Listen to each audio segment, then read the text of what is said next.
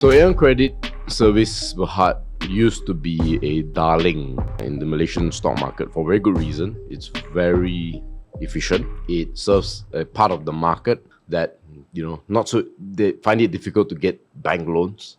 So they come in as this intermediary. They specialize in used cars and motorbikes. They provide decent financing, very quick financing. I think loan approval can be less than 30 minutes. Too busy to find stock ideas? Check out FIRL Pro to shortcut your research time and effort by 90%. 10% off link in the comments and description. But unfortunately, over the past, if you look at year to date, it's down. I'm not sure how much, but from the peak, it's down 18% year to date. Year to date 18%. But if you compare to last year around the same time, 1 year, it's about 30% down. And many people consider this some sort of a blue chip, right, company. However, it has been flat for quite a while, right? I was a former shareholder. I'm not a shareholder anymore, but yeah, it's a bit disappointing to see the price not move, right? And it's like less than 8 times earnings now. Yeah. So we're going to dive deep on why the share price went down. There's also a chronological order into this share price dump. So obviously, number one thing, we want to see what is happening. And if you can see the recent Q1 for 2026 financial year end and also the Q3 2025, their profits are actually lower as compared to the preceding years, which is Q1 2025's number. And we're going to be looking at why it is down. But first, let's have a look at Q3's 2025's number, which you can see over here. If you compare with Q3 2024, they made about 85.5 million, and then it dropped down about 30% in terms of profit. And the share price also went down about 7%. So firstly, we see the total OPEX is actually going up. It's actually rising faster than the revenue. So you can see that it's about 20% increase. And the reason why it went up is because there is a higher impairment losses in their loans. Okay. So yeah, keep that in mind, higher impairment losses, right? Okay, so the second one we want to see is over here, which is, there's not really much of an information over here. Start this year, yeah. Yeah, it's about late December to February. There's no quarterlies that is announced during that period, but it's still down 9%. So that actually have to do with some of the analysts start to cut their earnings, target prices, and also their outlook. I'm pretty sure they actually attended like a briefing, or Aeon Credit organized a briefing for analysts, and they basically briefed them. They say that maybe it's not so good outlook, which is why they are all revising a lot of their earnings projection. And you also can see over here, what's interesting is that out of the 5 analysts that cover this stock, 4 actually initiated a buy call, 1 hold, and then there's 0 sell. Yeah, and mind you, this 20th of December, you can see the share price is actually around here. Yeah. Right? It just shows the institutional faith, right, in the company. Yep, correct. Okay, last but not least, we have over here, which is Q1 2026. If you compare between Q1 2025, it's quite a big drop. It's around like a 30% drop or so. And then the share price also tumbled 16%. And another reason is because it's a high impairment losses again. Yeah. Again, for I would say 3 consecutive quarters that they mentioned this. And you can see that OPEX also is still increasing much higher than the revenue. And finally, they disclose why is this happening, right? So there's actually 2 key points. Number one is that they say that, the company's core earnings for the quarter came in only 20% of the consensus full year's forecast because of higher than expected write-offs. This one we already know.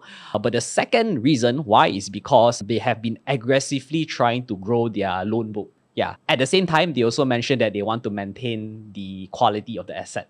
The credit worthiness. Yeah. Correct. So which is kind of contradicting, because if you want to increase your loan amount and you want to maintain asset quality, I think that's pretty hard because it's a once-off kind of thing. Yeah, and I think they're probably betting on technology to make things faster so people can sign up to loans. However, I think one thing worth investigating, which I don't think we will have the full answer, is why did the write-offs become higher than expected? Because historically, even though they're not a bank, right? They're not a banking like a legalized AEON like that. In a way, but their NPL is very close. I remember I did a study. They were top 2, top 3 if you consider them a bank. So for NPL and GIL, which is gross impaired loans, right? Think of it as like a pre-NPL like that. They did well, right? Yeah, so it's actually really low, like 2%. Yeah. And so the reason it does well is because if you think about it, right, the person who owns the bike, he has to pay the bike, right? He may even lose his house before he pays the bike, because whether you are using it for your Grab delivery or just your own transport, you really need it. The second thing is, even if there was like big impairment, because these items are very sought after, not just motorbikes, but used cars as well. So there's a lot of resale value, especially, right? And it's not just the resale value, but also liquid, right? So, and by the way, the used cars a lot of them are the middle to lower end type of cars. So I would like to know how come it went up exactly. so much beyond their expectations. Yeah, and we're going to be discussing later on the reasoning of this behind of the high impairment losses.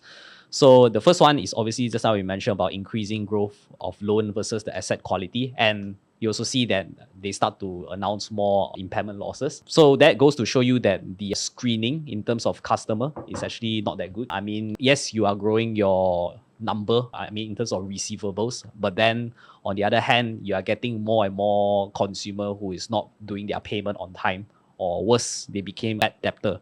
So that's why the market actually start to created a sell-off for Aeon Credit. And then the second thing is because rising living costs. Yeah, their customer profile, 65% is coming from B40 and 35% is M40. And you can see over here, we have a lot of cost increases, right?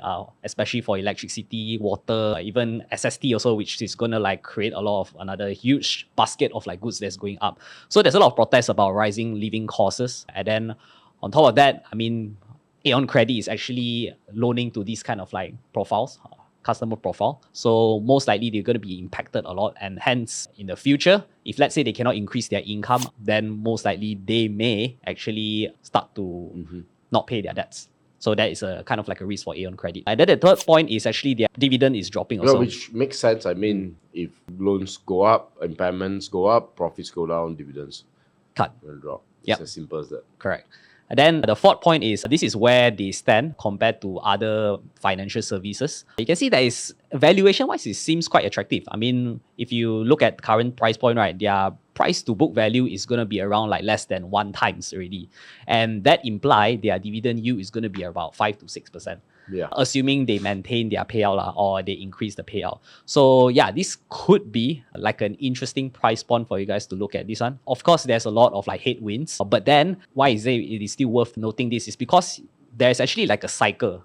Every time when there's a down cycle, my guess is I think the management will start to do measures where, they start to correct whatever stance they thought it was right. So for instance, they want to increase their loan book as their KPI, right? So they might start to say, you know what, there's a higher impairment cost and we are trying to hit an unreasonable, loan growth. So I think we should chill a little bit and focus more on quality. So that's my thinking. And also we have discussion with one of our research team. Basically, they say that the management is actually quite decent. The management is very good. I met the management before. They are incredible. And they are quite low. Their pay is quite low relative to what they bring in.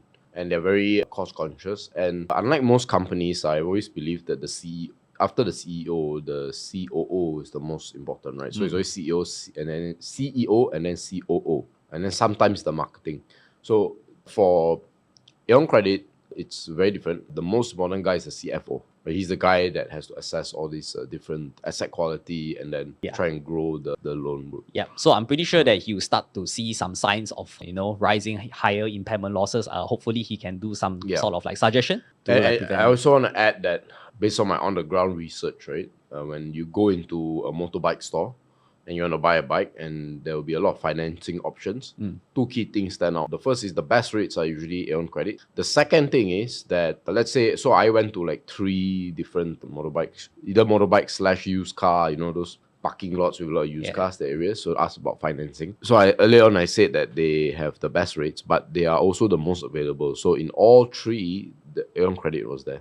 But some, only another, I won't name the other ones, but another, let's say company A, then B, and then C. But in all instances, there's always... So they're very dominant. I'm not sure what their market share is, but potentially more than 50%. So they're very good. Unfortunately, I think the entire industry is kind of just chugging along, right? There's nothing interesting. And I think from that big picture perspective, that's why so far it's quite unattractive. And then when you add in inflation woes, that's why you see impairments. Yep, correct, exactly. So yeah, that's about it for Aeon Credit. It's not really a buy or sell recommendation, but I believe that it is worth putting inside your watch list. And this is our July 2025's update for I think FIRL August Pro. will be Much better. Yeah, much better for FIRL Pro. Actually, all three portfolios going to be doing very well because the market is going back also, and a few of our stocks also is like going up. So yeah, if you want to know what are the stocks that we have covered inside our FIRL Pro portfolio, well, you can do it inside. You can join our program, and you also can get it at a 10% off, and you can see I think it's going to be close to 100 write-ups already of reports inside there. And on top of that, you also get to see also close to 400 management notes, which we share it exclusively to our members. And these informations are not really publicly available. At least some of them are not. But yeah, so if you want to get a lot of insights, a lot of juicy, good information, and it's on real time, and also we want to get it, we want to share it with you guys as fast as possible, as soon as it's out, you can get it inside FIRL Pro. And if you want to get a taste, you want to see how we do our write-ups, you can check it out inside our free sample. We not only cover Delium, which we show you here, we bought it here and we sold here, but we also cover KGB, which is doing very, very well. And on top of that, I think we're going to be adding probably like a global write-up, one of the global stocks write-up inside over there. But that is, we're going to post it out once we actually sell that particular stock. It's going to be a good case study also. And you want to see how we do our management notes, it's also inside there. And one of our videos inside SIB is also over there. So if you want all of this information for free, you can sign up. The links will be in the description and comments. And with that said, see you guys in the next video.